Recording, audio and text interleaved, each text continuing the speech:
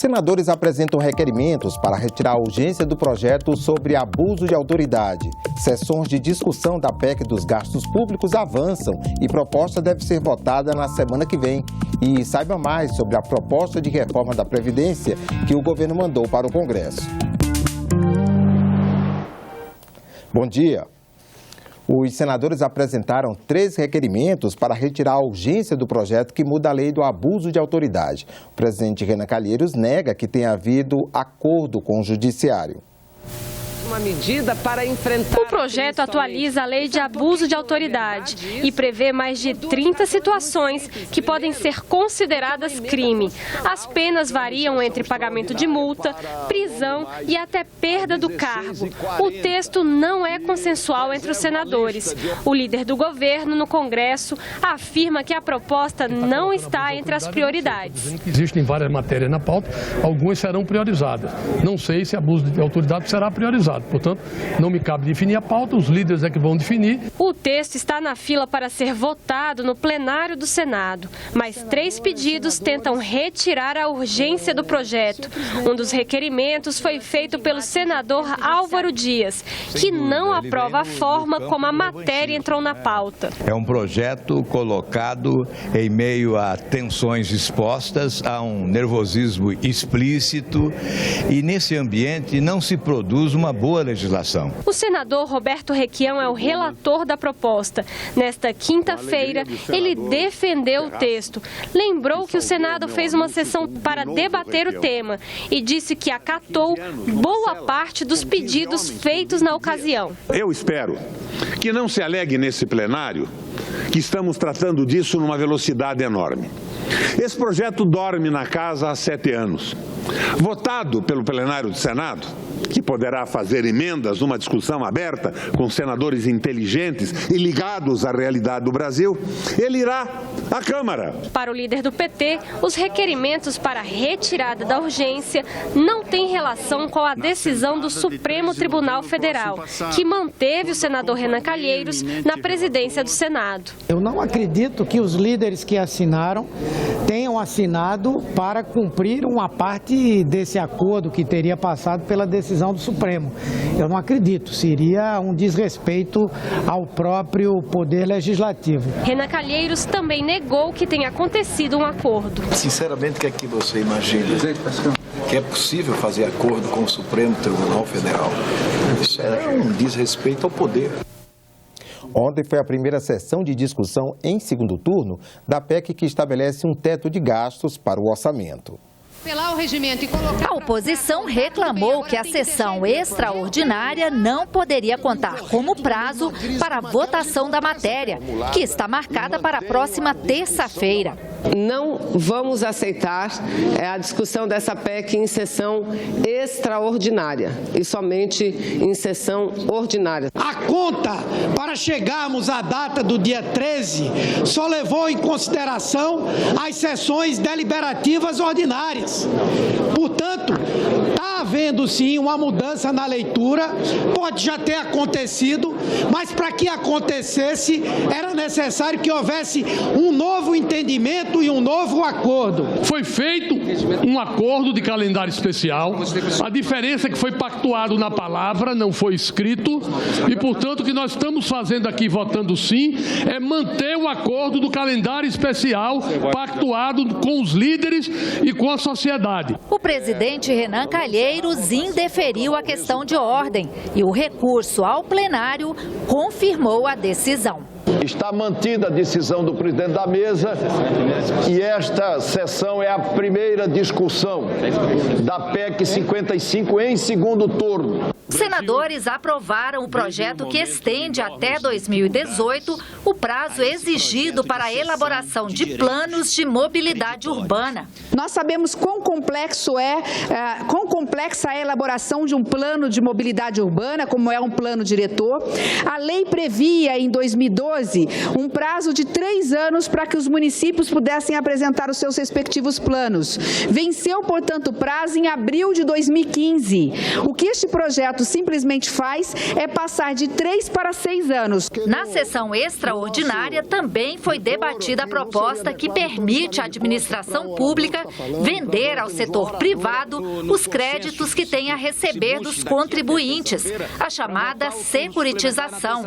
Mas, sem consenso, a discussão foi encerrada e a votação foi adiada para a próxima terça-feira. De fato, nós temos um problema com essa pauta. São matérias que ainda não estão maduras, pelo menos é o que me chega na conversa com alguns líderes e pelos posicionamentos. Está evidente, senhor presidente, dúvidas, incertezas em relação a esse tema, que é um tema muito relevante.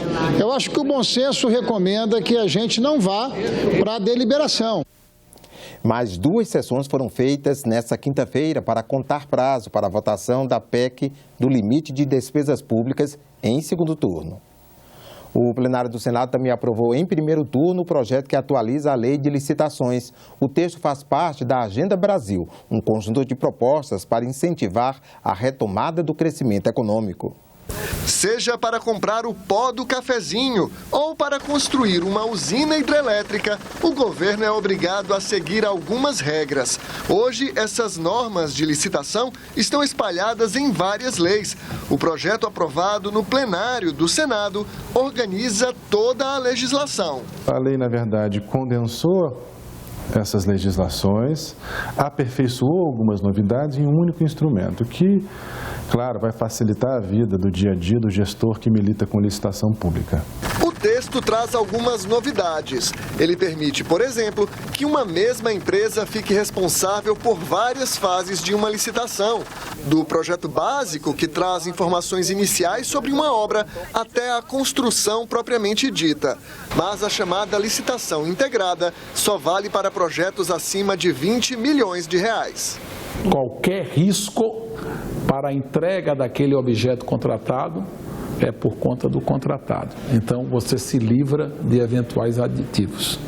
Então, os aditivos praticamente desaparecem. O projeto cria um seguro para obras públicas, no valor de 30% do contrato. Se a obra foi interrompida por algum fato, você tem o seguro pronto para ser acionado para poder concluir aquela obra. A obra fica mais cara? Fica, você vai pagar o seguro da obra, com certeza. Mas você tem a garantia que a obra não é interrompida. E tem mais, o texto cria um seguro adicional para garantir o pagamento dos direitos dos trabalhadores. Prevê o diálogo competitivo para contratos que envolvam inovação tecnológica. Em vez de apresentar um projeto fechado para os concorrentes, a administração promove conversas com empresas selecionadas. E elas é que vão apresentar soluções ao poder público. O texto simplifica a modalidade convite para contratações até R$ 150 mil. Nesses casos, o governo pode concluir uma licitação em até 3 dias. Na modalidade registro de preços, as empresas ficam obrigadas a atualizar a cada ano os valores dos produtos que pretendem vender ao poder público. O texto também atualiza os valores para a dispensa de licitação. No caso de compras ou serviços, o limite passa de R$ 8 mil para R$ 15 mil. Para obras de engenharia, de R$ 15 mil para R$ 60 mil. A comissão de licitação, formada por 3 servidores públicos, só vai existir em contratos considerados complexos. Os casos mais simples serão conduzidos por uma só pessoa, o agente da licitação. Para o Tribunal de Contas da União, o texto dá mais liberdade para o gestor público. Isso é uma faca de 2 gumes. Eventualmente, uma maior liberdade aplicada por quem não tem tanto conhecimento técnico ou mesmo ético, ela pode ser temerosa. Eu acredito que o grande dilema, o desafio desta lei é associar liberdade com responsabilidade. O plenário aprovou uma convenção internacional para facilitar o pagamento de pensão alimentícia quando a disputa judicial envolver pessoas que vivem em países diferentes. O Senado aprovou ainda um tratado entre o Brasil e a Bélgica para a colaboração jurídica na área penal. As 2 propostas vão à promulgação. A Lei Orçamentária Anual de 2017 será votada na próxima semana. E o relator da LOA, Eduardo Braga, falou das mudanças para o ano que vem. Uma nova forma de fazer o orçamento. Nós estamos com um teto total de gastos definido. Houve, ao mesmo tempo, uma decisão de aumentar a participação da saúde, que saiu de 12% para 15% da receita corrente líquida, isso a nível de piso, e a educação, que continua tendo constitucionalmente um piso obrigatório para ser cumprido. Os demais ministérios tiveram que se ajustar, portanto, a uma redução efetiva de recursos para que nós possamos gastar menos e, assim, diminuir o déficit público brasileiro. Qualquer brasileiro pode ajudar uma ideia popular a virar projeto de lei. Para isso, é preciso preencher e assinar um formulário. Mas já pensou fazer isso sem sair de casa? Pois é, a assinatura eletrônica pode virar realidade no que depender de uma proposta do senador Regufe, uma forma de acolher a participação pela internet e facilitar o exercício da democracia. Esse é um dos temas debatidos no primeiro Congresso do Futuro.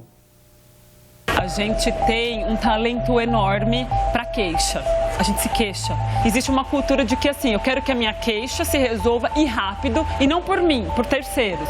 E a partir do momento que eu delego a resolução dos problemas a terceiros, eu me eximo da capacidade de interferir nessa resolução. Esse envolvimento político, ele dá trabalho. E aí, muitas vezes, as pessoas não querem. A política, ela está relacionada a uma perspectiva de negociação de interesses. E esses interesses, eles precisam estar claramente, elucidados, e as pessoas precisam acreditar que elas podem se reunir, se organizar, se associar para a defesa dos seus interesses. Eu acho que os mecanismos em si das redes digitais, elas não produzem essa vontade, elas podem vir a produzir. As pessoas ainda não conhecem. Você pode propor algo que, se tiver um número de assinaturas suficiente, vai ser ouvido e vai ser discutido na comissão no Senado. O Senado nos deu uma forma muito simples de fazer isso. Era só você colocar o seu e-mail, eu acho, o seu nome e fazer a proposta. Não precisava de nada complicado. A minha proposta foi pelo fim da imunidade tributária das instituições religiosas. Eu consegui as assinaturas porque uma página do Facebook, que é a Ateia, que é a maior página de ateísmo do Brasil, e foi através dessa página, a divulgação na página deles, que se conseguiram as 20 mil assinaturas. Tudo através das redes sociais. Então, muitas vezes se fala participar, participar, participar. Bem, mas a participação está diretamente relacionada a uma deliberação. Então, os indivíduos querem participar, mas sabendo que eles vão ser ouvidos. Nós recebemos já mais de 10 mil ideias. Dessas ideias, 12 alcançaram 20 mil apoios e foram encaminhadas para a CDH. Lá na CDH, algumas já geraram audiências públicas, como a de regulamentar o aborto até a 12ª semana. Foram feitas 5 audiências sobre esse tema e também a de regulamentação da maconha. Essa, inclusive, já teve um relatório aprovado para a criação de uma subcomissão. Em 2014, eu enviei para o E-Cidadania algumas sugestões de debates para serem realizadas no Senado Federal. 2 delas foram aceitas para se debater projetos de lei sobre a legalização da maconha e do aborto. Em 4 dias a gente fez uma mobilização na internet com outros portais, com outros ativistas, e a gente conseguiu mobilizar 20 mil jovens em 4 dias para conseguir esse primeiro debate. A questão é como que esta população, utilizando desses instrumentos e também da própria segmento político, como que ele vai ouvir ou não essas demandas. É em função de tudo isso que nós estamos fazendo, através do senador Wellington, a primeira semana promovida pelo Senado do Futuro, trazendo especialistas do mundo inteiro para discutir o futuro e não o presente. Alguns acham que não faz sentido discutir o futuro quando o presente está tão ruim. Mas o presente está tão ruim porque a gente não pensou o futuro lá atrás. E na tarde desta sexta, às 2h30, você pode acompanhar o painel Democracia Representativa no Mundo Digital pelo portal E-Cidadania. O link está na página inicial do Senado. Antes mesmo de chegar ao Senado, a proposta de emenda à Constituição que reforma a Previdência provoca debate entre os senadores. E eles já adiantam que o texto enviado pelo governo, que será votado inicialmente pela Câmara dos Deputados, deverá passar por alterações no Congresso. No ano passado, segundo o governo, o déficit da Previdência foi de 86 bilhões de reais. A previsão oficial é que este ano o rombo vai passar dos 150 bilhões e em 2017 vai ser de mais de 180 bilhões de reais. Além disso, a população está envelhecendo. Enquanto em 2015 havia mais de 8 trabalhadores na ativa para cada aposentado, a estimativa é que em 2060 a proporção diminua para pouco mais de 2 pessoas trabalhando por cada aposentado. Para evitar que a Previdência quebre, o governo propõe mudar a Constituição com urgência. A base de apoio no Senado concorda com a mudança, mas os senadores contrários à proposta consideram que ela retira direitos dos trabalhadores. Reforma polêmica, né, e necessária. Eu creio que o debate está só começando. Muitas alterações serão sugeridas. Mais um pacote de maldades, que é essa proposta de reforma da Previdência, pelo quanto ela fere frontalmente os direitos dos trabalhadores e trabalhadoras. Os quase 30 milhões de brasileiros que já estão aposentados e todos que já completaram as condições atuais para se aposentarem não serão afetados. Para os homens a partir de 50 anos e as mulheres a partir de 45, existe uma regra de transição. Eles terão que cumprir 50% a mais do prazo que ainda falta para pedir aposentadoria. Por exemplo, se de acordo com a legislação atual faltarem 2 anos para a pessoa se aposentar, ela terá que trabalhar 3 anos. Uma mulher que começou a trabalhar com 20 anos, depois de 30 anos de contribuição, com 50 ela se aposentava. Vai ter que trabalhar 15 anos a mais. O momento chegou. Ou você aplica a medicação dolorida, complexa, no paciente, ou ele morre. A idade mínima para a aposentadoria passa a ser 65 anos, tanto para homens como para mulheres, que tiverem contribuído para a Previdência por pelo menos 25 anos. O benefício vai ser calculado desta forma: 51% do salário e mais 1 ponto percentual por ano de contribuição. Isso significa que uma pessoa com 65 anos de idade e 25 anos de contribuição vai receber 76% da média dos salários. Se forem 26 anos de contribuição, recebe 77%. 27 anos, 78%. Cada ano de contribuição aumenta o benefício em 1%. Para receber 100%, a aposentadoria integral, são necessários 49 anos de contribuição. Me diga um país do mundo que você tem que contribuir 50 anos para se aposentar. Não existe. Então é tão absurdo que cai, não digo no ridículo, mas não tem bom senso. A conta não fecha. São 2 soluções possíveis.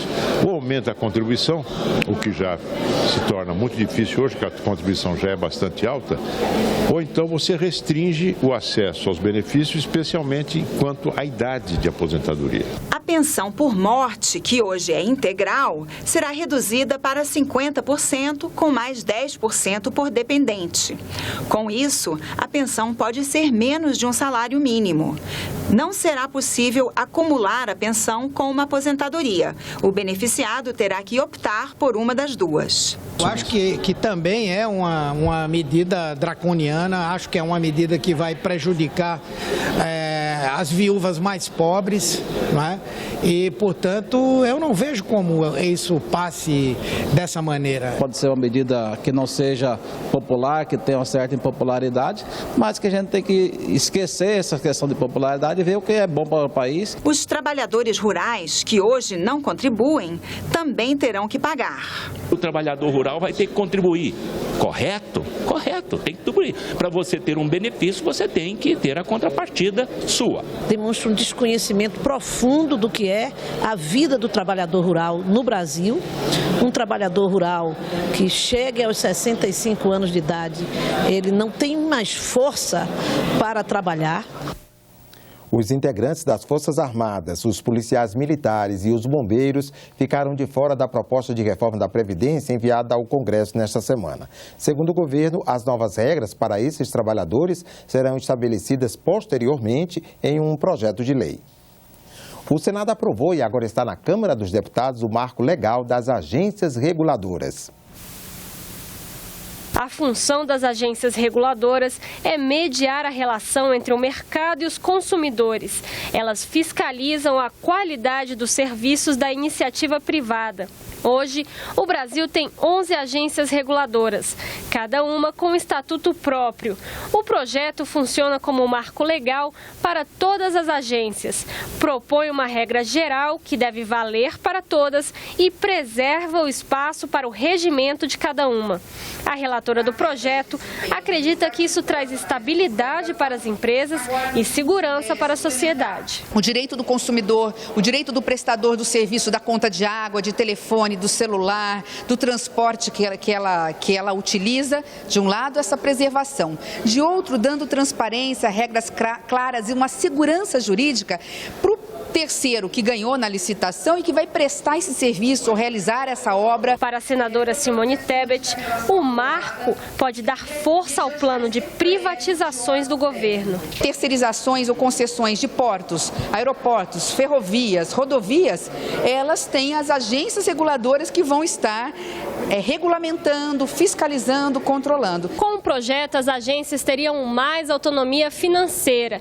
A gestão continuaria ligada ao Ministério correspondente, mas o orçamento seria negociado diretamente com o Ministério do Planejamento. O ideal seria uma autonomia plena financeira das agências reguladoras, poder gerir sua taxa de regulação da melhor forma. O projeto tem mais. As regulamentações devem ser decididas por colegiado em reuniões públicas e gravadas. 5 anos de mandato para os dirigentes das agências, vedada a recondução. Os integrantes do Conselho Diretor devem ter experiência na área de pelo menos 10 anos no setor público ou privado, ou 4 anos na direção de uma empresa privada. O indicado pode também ser professor ou pesquisador no campo de atividade da agência, ou ser um profissional liberal com pelo menos 10 anos de experiência no setor. Se vê hoje uma autonomia mais consolidada, digamos assim, das atuações das agências reguladoras. Então, há um entusiasmo, não é o projeto ideal, mas é um avanço significativo. E neste fim de semana estreia a nova edição do Município Brasil. Um dos destaques do programa são os parques tecnológicos. Apostar naquilo que a sua cidade tem de melhor pode trazer muitos frutos: emprego, renda, desenvolvimento. E o melhor é que todo mundo pode contribuir para transformar essa vocação natural em um remédio contra a crise. Ficou interessado? Conheça então as vantagens dos parques tecnológicos. Estamos falando de São José dos Campos, capital do setor aeroespacial brasileiro. Potencial que uniu governo e empresários. Em 2009, eles criaram um parque tecnológico que custou R$2 milhões. 75% dos recursos vieram da iniciativa privada, 25% do poder público. 6 anos depois, o parque já reúne 300 empresas, 6 universidades e 5 centros de pesquisa. Para Jorge Campanholo, os parques tecnológicos podem ajudar a tirar o país da crise. Na China, por exemplo, 20% do produto interno bruto vem daí.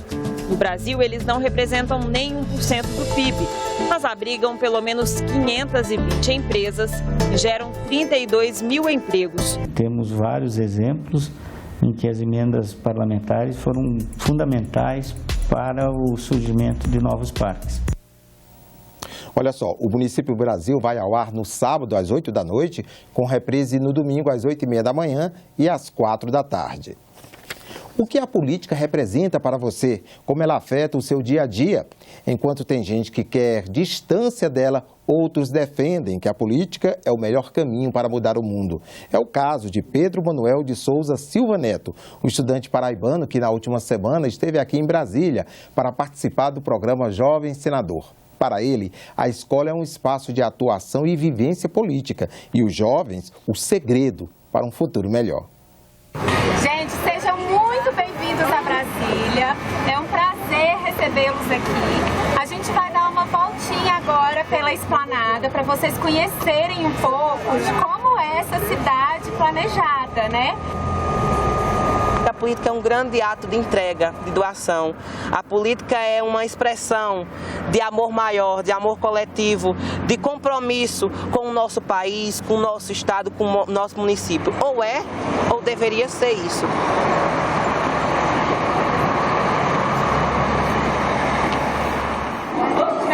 Os jovens estão se redescobrindo e uma juventude, tem uma juventude que está se levantando para construir política, tem uma juventude que está se levantando para construir democracia, para construir novas vias de representatividade.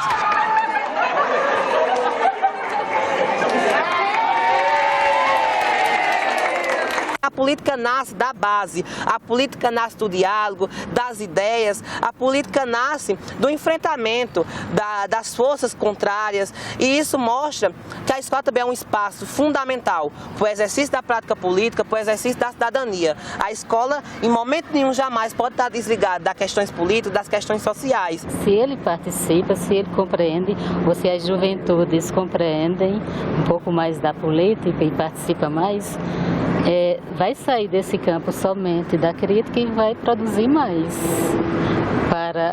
para a cidade, não somente na escola, na cidade, do estado e do país.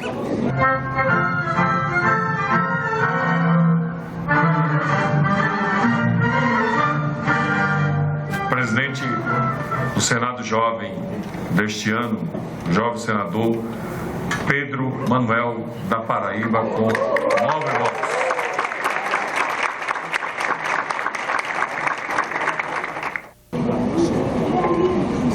Me desculpem o nervosismo, essa forma como eu estou lidando aqui é porque esse lugar não foi feito para gente baixinha,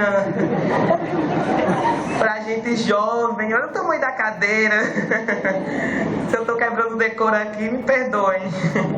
A gente acredita sim que é empoderando a juventude que muita mudança vai acontecer nesse país, que é escutando a juventude, essa juventude que vem da escola pública, essa juventude que sabe o que é acordar muito cedo, pegar ônibus, atravessar a rua, correr de assalto, enfim, mas que não desiste, porque tem sonho, tem objetivo, tem perspectiva. E é isso que eu trago a essa casa. Eu trago a essa casa sonhos, utopias construídas coletivamente, porque eu acredito numa educação que emancipe, numa educação que liberte, numa educação que possa sim dar perspectivas a todos nós de um país melhor, mais justo, mais democrático e que dê mais dignidade de vida aos seus filhos. A juventude é cheia de ideias coletivas, é cheia de utopias e sonhos para conquistar e para viver. Eu sei, é urgente o que o país precisa da gente organizar os gastos públicos, os investimentos, a aplicabilidade desses recursos. Só que eu questiono muito. Eu estava conversando com o Wesley e colocando assim, questionando outra coisa. Por que 20 anos? Aí ele colocou, mas o Congresso pode revisar assim que querer. Isso, ele falou. Mas por que já vem decidido por 20 anos? E por que o Congresso não questionou os 20 anos? Quem está votando? Isso é um prazo total, não é? Eu acho assim que os senadores que estão votando a favor dessa PEC não são videntes, não tem uma bola de cristal para a gente descobrir o Brasil daqui a um ano. A gente está num momento tão incerto que a gente não sabe o que vai acontecer daqui a uma semana, daqui a um mês. Bem importante, estou achando muito interessante. Tudo que a gente faz aqui é muito interessante e só traz crescimento para a gente. Participar do jovem senador, conhecer o legislativo e mostrar essa política de contraponto, essa política que contesta, essa política que produz, que constrói coletivamente, mostra aos que já estão aqui nos representando, seja no legislativo, no executivo ou judiciário, que a gente tem consciência do que é fazer política, que a gente tem interesse em fazer política e que a gente vivencia política. E por vivenciar a política, a gente sente a necessidade de ocupar a política cada vez mais. Ficamos por aqui. No decorrer do dia você acompanha outras informações nos boletins do Senado Agora. Enquanto isso, continue assistindo a nossa programação.